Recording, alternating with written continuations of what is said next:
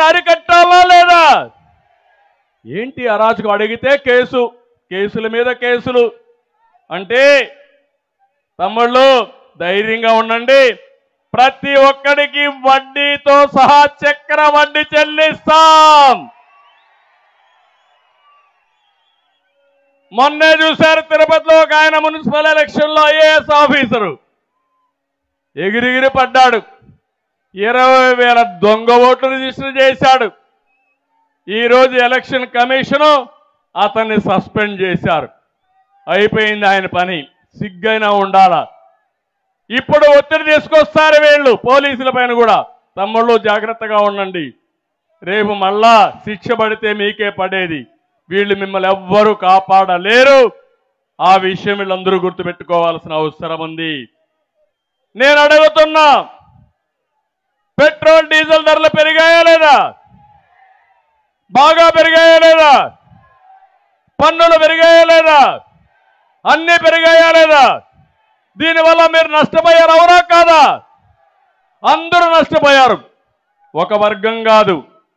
ఒక చిన్న కిళ్ళి కొట్టు పెట్టుకున్న వ్యక్తి, ఒక కూలి పని చేసుకునే వ్యక్తి, ఒక రైతు ఎవరైనా బాగున్నారా అని మిమ్మల్ని అడుగుతున్నా. గిట్టుబాటు అడుగుతున్నా. మీ పంట కొన్నారా అని మిమ్మల్ని అడుగుతున్నా. సకాలం నీళ్లు ఇచ్చారా అని మిమ్మల్ని అడుగుతున్నా. 1-2 సమస్యలు కదా, అన్ని సమస్యలే. ఇలాంటివన్నీ చేసి అందరూ నష్టపోయారు. అందుకే ఒక్కసారి మీరు ఆలోచించండి.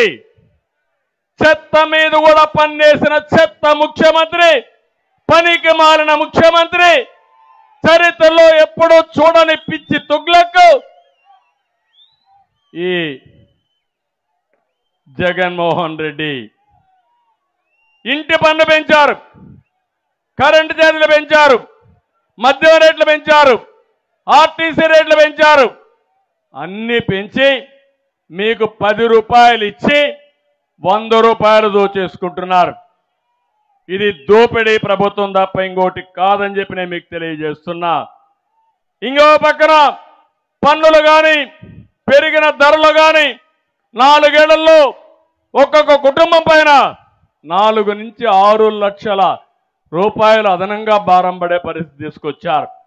ఎప్పుడైనా సరే ఒక సమర్థవంతమైన పాలన, సుపరిపాలన, పేదవాళ్ళకి కష్టాలు లేకుండా వాళ్ళ ఖర్చులు తగ్గించి ఆదాయం పెంచి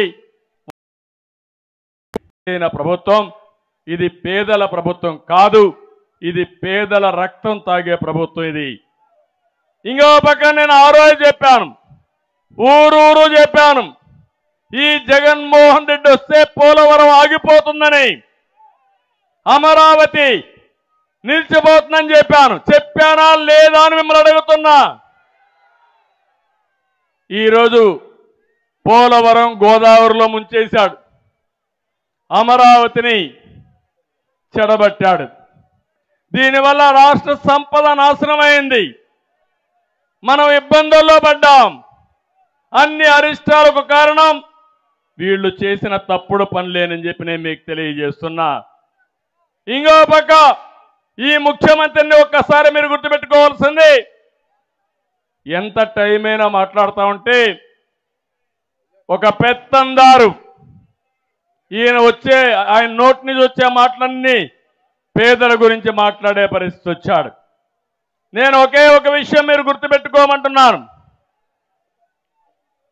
దగ్గర 100 సంక్షేమ కార్యక్రమాలు రద్దు చేశారు. అన్నా క్యాంటీన్, విదేశ విద్య, చంద్రన్న బీమా, పండుగ కానుకలు, పెళ్లి కానుకలు, రైతులకు సబ్సిడీలు, బీసీలకు సంబంధించి 30 పథకాలు, ఎస్సీలకు సంబంధించి 27 పథకాలు, ఎస్టీ పథకాలు, మైనారిటీ పథకాలు రద్దులు చేసిన రద్దుల ప్రభుత్వం ఈ జగన్మోహన్ రెడ్డి ప్రభుత్వం. ఇలాంటి పనులు చేసి ఈరోజు సమాజంలో మళ్ళా మాట్లాడుతున్నాడు. పేదవాడికి పెత్తందారికి పోరాటమని. ఈ దేశంలో అసలైన సిసలైన పెత్తందారు ఈ జగన్మోహన్ రెడ్డి. పేద ఒకడు నిరుపేదయ్యాడు. ఈ ముఖ్యమంత్రి మాత్రం కోటీశ్వరుడయ్యాడు. దేశంలో అందరి ముఖ్యమంత్రుల కంటే అత్యంత ధనిక ముఖ్యమంత్రి ఈ జగన్మోహన్ రెడ్డి అని చెప్పి నేను మీకు తెలియజేస్తున్నా. ఆయన లెక్కలే చెప్పాయి.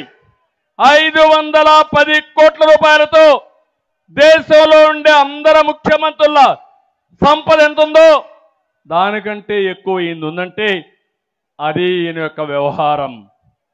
జగన్ ఒక రాజకీయ వ్యాపారి.